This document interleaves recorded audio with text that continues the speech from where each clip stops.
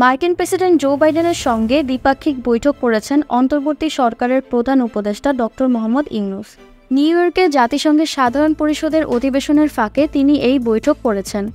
গত 23 বছরের মধ্যে বাংলাদেশের প্রথম সরকার প্রধান হিসাবে মার্কিন প্রেসিডেন্টের সঙ্গে বৈঠক করেছেন তিনি। ৭১-এর স্বাধীনতার পর থেকে বাংলাদেশের বেশ কয়েকজন সরকার প্রধান মার্কিন প্রেসিডেন্টের সঙ্গে বৈঠক করেছেন। যুক্তরাষ্ট্রের অফিস অব দি হিস্টোরিয়ানের রেকর্ডে বলা হয়েছে, আমেরিকায় গিয়ে এখন পর্যন্ত দেশটির প্রেসিডেন্টের সঙ্গে বৈঠক করেছেন বাংলাদেশের ৬ জন সরকার প্রধান। আসুন জেনে নেওয়া যাক বাংলাদেশের কোন কোন সরকার প্রধান মার্কিন প্রেসিডেন্টের সঙ্গে বৈঠক করেছেন। মুজিবফোর্ড বৈঠক।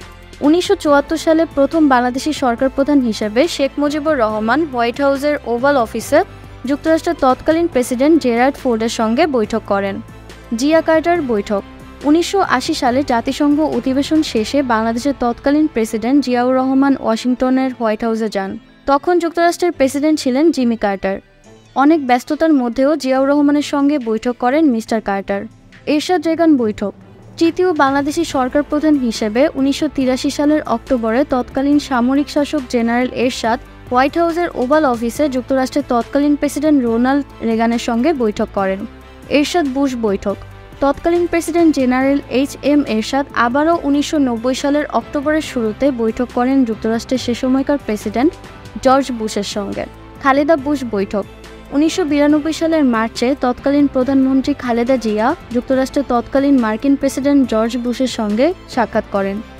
হাসিনা ক্লিনটন বৈঠক। ২০০০ সালে বাংলাদেশের তৎকালীন প্রধানমন্ত্রী শেখ হাসিনার সাথে যুক্তরাষ্ট্রের তৎকালীন প্রেসিডেন্ট বিল ক্লিনটনের ২ বার বৈঠক হয়েছে। ২০০০ সালের মার্চ মাসে ঢাকা সফরে আসেন বিল ক্লিনটন। ২০০০ সালের অক্টোবর মাসে হোয়াইট হাউসের ওভাল অফিসে দ্বিতীয়বারের মতো হাসিনা ক্লিনটন বৈঠক করেন।